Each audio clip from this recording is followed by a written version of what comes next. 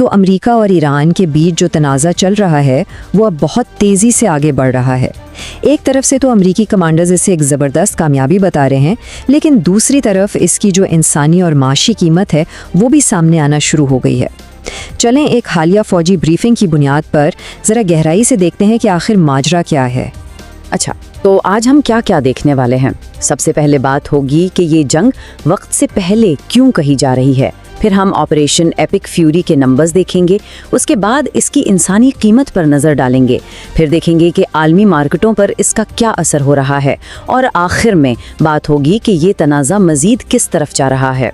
تو سب سے پہلے سیکشن 1، ایک جنگ جو وقت سے پہلے۔ سوال یہ اٹھتا ہے کہ امریکہ اس جنگ کو دیکھ کس نظر سے رہا ہے؟ اس کا جواب دراصل مڈل ایسٹ کے لیے جو ٹاپ امریکی کمانڈر ہیں ان کے ایک بہت بڑے دعوے میں ملتا ہے۔ سوچنے کی بات ہے، جنگ شروع ہوئے